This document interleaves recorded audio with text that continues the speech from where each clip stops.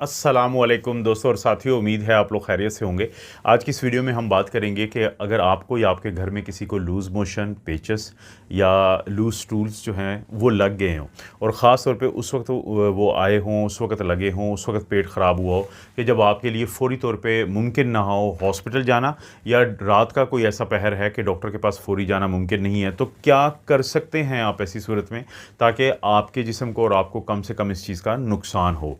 अगर कोई ऐसी सूरत हाल का आपको सामना है तो सबसे ज़्यादा जो अहम चीज़ को आपने समझना है, जिसकी बहुत ज़्यादा अहमियत है, वो है ओआरएस यानी ओरल रिहाइड्रेशन सॉल्यूशन। ये सबसे अहम चीज़ है जो आपकी मदद करती है। अब इसको या तो आप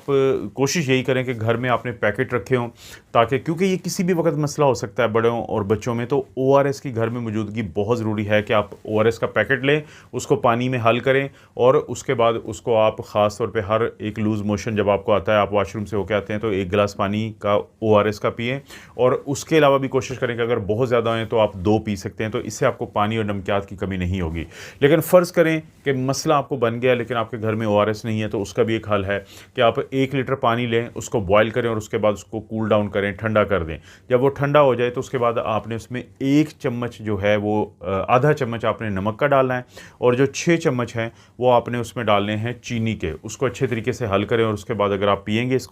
तो ये घर में आपको ओआरएस आप बना पाएँगे और इससे ना सिर्फ़ ये कि आपको पानी मिलेगा, बल्कि इसके साथ-साथ जो नमकियात का अखराज हो रहा होता है आपके जिस्म से, तो वो भी वापस आएँगे आपके जिस्म के अंदर। और अगर आप ये भी नहीं कर सकते तो फिर भी कुछ ऑप्शन है आपके पास कि पानी और नमकियात की कमी को काफ़ी हद तक पूरा करने के लिए। एक तो कोशिश करें कि जो नारियल का पानी होता है, कोकोनट वाटर होता है, आप उसको पी सकते हैं। इसी तरह से चावलों का पानी होता है, आप उसको पी सकते हैं। इसी तरह से बार्ले वाटर होता है, यानी कि जो जौ होती है उसका पानी जब आप बना के पिएँगे तो उसमें भी ना सिर्फ़ ये कि आपको पानी मिलता है, बल्कि काफ़ी हद तक आपको इलेक्ट्रोलाइट्स या नमकियात भी मिल सकती हैं।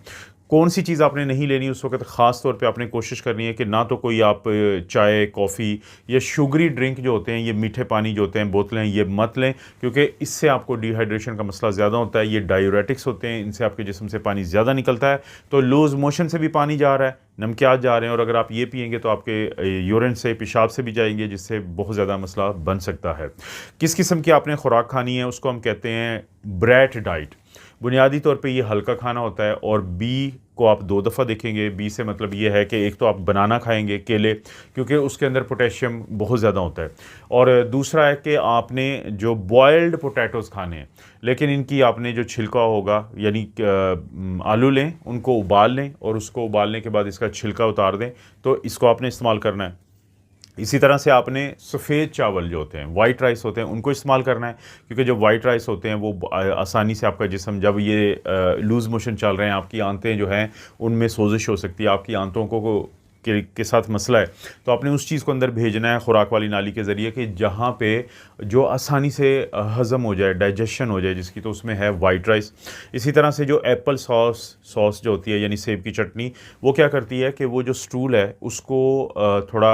जो बहुत ज़्यादा वो पतला हुआ होता है, पानी और नमक को खींच रहा होता है, तो इस प्रोसेस को कम करती है, तो ये आप कर सकते हैं। और इसके साथ आपने जो टोस्ट होता है, यानी जो डबल रोटी जिसको हम कहते हैं, ब्रेड होता है, वो इस्तेमाल करनी है, लेकिन उसके ऊपर आपने बटर यानी मक्खन नहीं लगाना, उसके ऊपर घी नहीं लगाना, बल्कि आपने क्या करना है कि उसको सिर्फ आप जो गर्म करके आप ख़ुद भी यूज़ कर सकते हैं, बच्चों को भी दे सकते हैं, तो उससे फ़ायदा होगा। और इसके साथ साथ देखें, दही का बहुत अहम किरदार है, क्योंकि ये प्रोबायोटिक होते हैं, और प्रोबायोटिक क्या होते हैं, अच्छे वाले जरा बैक्टीरिया होते हैं जो कि लूज़ मोशन या लूज़ स्टूल्स को कम करने में मददगार होते हैं। तो योगर्ट का आप इस्तेमाल करें प्रोबायोटिक के तौर पे, तो ये आपकी काफ़ी ज़्यादा यानी कि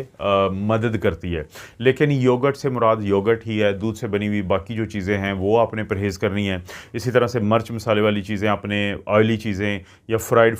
जो फूड्स होते हैं वो नहीं इस्तेमाल करने। अच्छा, एक और लोग गलती करते हैं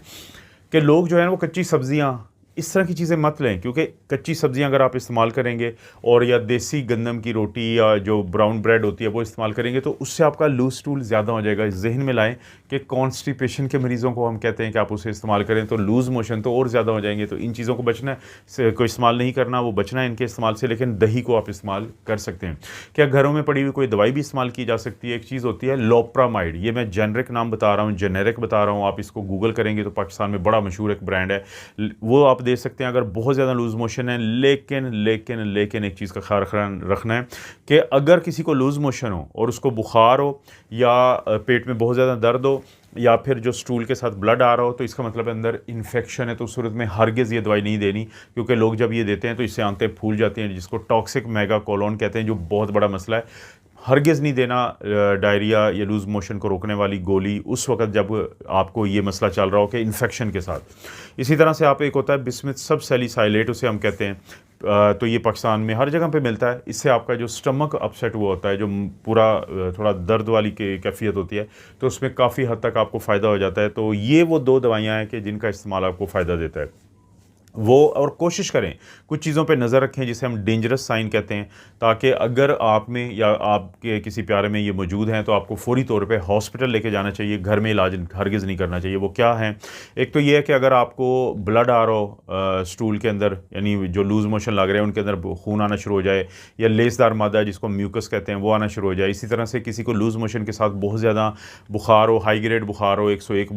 हो या 38.3 डिग्री सेंटीग्रेड हो, यानी 101 फ़ारेनहाइट की बात कर रहा हूँ, या फिर किसी को बहुत ज़्यादा पानी की कमी हो जाए, उसको चक्कर आना शुरू हो जाए, ब्लड प्रेशर ड्रॉप हो जाए, मुंह बिल्कुल खुश्क हो जाए और 4-5 घंटे से यूरिन ना आए, तो ये भी वो डेंजर साइन है कि जिसमें आपको फ़ौरी तौर पे हॉस्पिटल लेके जाना पड़ता है। बदकिस्मती क्या है, मैं आपको ये पर्सनल एक्सपीरियंस से बता देता हूँ कि सिर्फ लूज़ मोशन से लोग अपने गुर्दे तबाह करवा लेते हैं। सारी फ़र्ज़ करें कि रात को कोई 11 बजे 12 बजे किसी को स्टार्ट हुए, अब वो हॉस्पिटल नहीं आएंगे और ORS फ़र्ज़ करें उन्होंने नहीं पिया है, उनको नहीं पता, उन्होंने डॉक्टर अफजल की वीडियो नहीं देखी, उनको ये आगाही नहीं है, तो सुबह तक जब वो हॉस्पिटल आते हैं वो इतना पानी लूज़ कर चुके होते हैं कि उनके किडनी शट डाउन हो जाते हैं, उनका यूरिन रुक जाता है, क्योंकि पहले यूरिन पीला होगा, कम होगा, फिर वो रुक जाएगा बिल्कुल, और अगर 6 घंटे उससे ज़्यादा हो जाए तो फिर गुर्दे जो है वो शट डाउन हो जाते हैं। तो डेंजरस साइन है। इसी तरह किसी को अगर 2 दिन से ज़्यादा हो गए, 48 घंटे से ज़्यादा हो गए, उसको लूज़ मोशन लगे हुए हैं, तो वो भी ख़तरनाक एक साइन है, तो उसमें भी हस्पताल जाना ज़रूरी है। या बच्चों में अगर 24 घंटे से ज़्यादा हो रहे हैं तो तब भी हॉस्पिटल जाना बहुत ज़रूरी है। और क्या रेस्ट का क्या फ़ायदा होता है? देखिए, अगर आप आराम करेंगे और आप अपनी हाइजीन को आप हाथ धोएंगे और इसी तरह से आप कोशिश करेंगे कि दूसरों से हाथ नहीं मिलाएंगे, अपना टॉवल जो है, तौलिया वगैरह या बर्तन जो है वो दूसरों के साथ शेयर नहीं करेंगे, तो ये वो तरीके होते हैं कि आप ये इन्फेक्शन को, अगर आपको लूज़ मोशन इन्फेक्शन की वजह से है तो ये फैलता कैसे है कि आपने